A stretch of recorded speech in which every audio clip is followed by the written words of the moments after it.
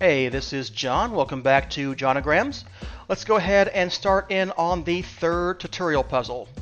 So it's an easy puzzle. It's a size 10 by 10. Easy is one step above the super easy puzzles in this game. So we'll go ahead and tap the green check mark to start this puzzle.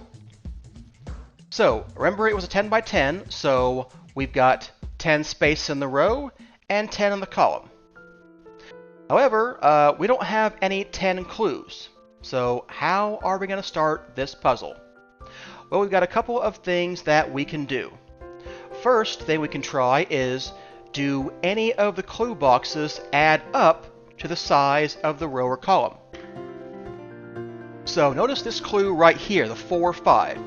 Well, there has to be 4 filled squares, a gap, and then 5 filled squares. 5 plus 4 is 9, plus a gap of at least 1 makes 10. So there's only 10 squares in this column, so we already know how they're laid out.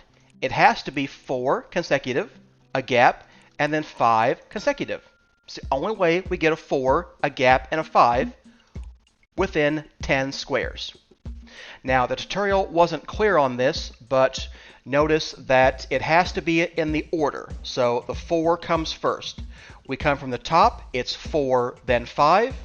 If we come from the bottom, it's 5, then 4. Same thing in the rows. It's 3, then 5, coming from the left, and 5, then 3, coming from the right.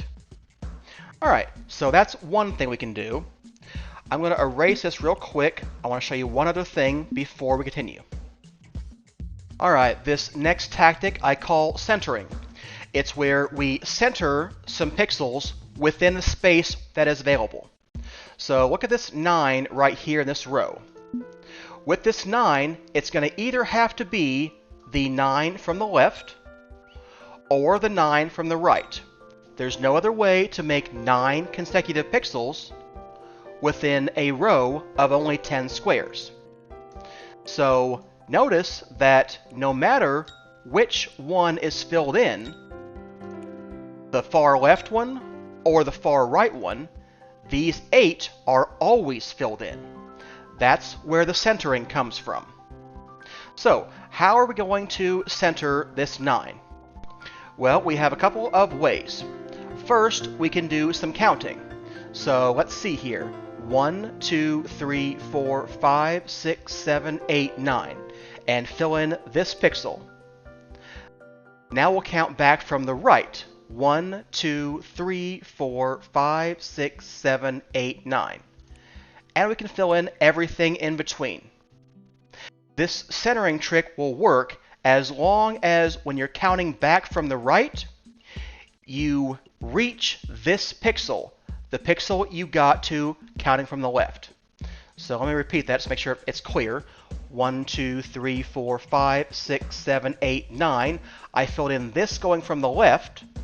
When I come back from the right, 1, 2, I reach this pixel, so everything past it can be filled in. So 2, 3, 4, 5, 6, 7, 8, 9. That's one way we can center it. Another way is to count down from the size of the row or column. This row has 10 squares. So if we had a clue that was 10, we'd start on the very left and fill in the entire row. But we don't. We have a 9. So we're going to go in 1. We'll count down 1 from 10 to get to 9. We'll start here, and we're going to make the same gap on the left as we do on the right. So we keep filling in until there's only as much gap on the right as there is on the left. And now that 9 is centered. So those are two ways that you can use centering. So 10, 9, and we'll have a 1 gap on the right. This one is similar, but we go 10, 9, 8 starting here, and we leave a 2 gap on the right. Now notice one more thing. If we had a 10, it would start here. 9 has 1 fewer square on each side. 8 has 2 fewer squares on each side. So a 7 is going to have 3 fewer squares on each side. and that's centering the 7. You can confirm that by the counting. 1, 2, 3, 4, 5, 6, 7. 1, 2, 3, 4, 5, 6, 7. Same thing. Okay, well, let's go ahead and fill in our first trick, the 4, 5. This one is also a 4, 5, so that can be filled in as well. And we've completed this column here. We can block out all of this. Alright, now we're going to have to use some logical deductions to figure out where the rest of these squares go. So the first thing I would see is this 3, 5. We need to have a 3, a gap, and a 5. Well, the 3 could fit here, or the 3 could be part of this. So how do we know which one it is? Well, let's assume the 3 is part of this. We have a 3 and a gap.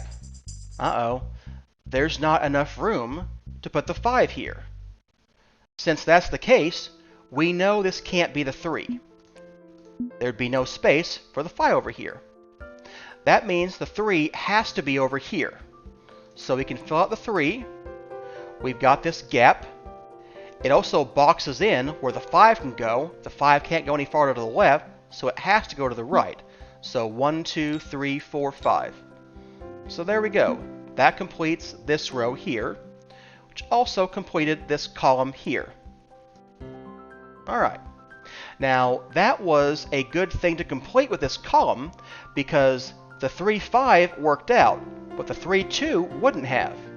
What do I mean by that? Well, let's say we hadn't crossed this out yet.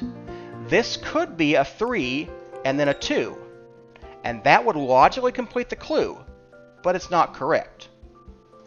So, by having this boxed in, we know this is the 2, and there has to be a 3 to the left. Coming from the right, it's 2, then 3. Coming from the left, it's 3, then 2.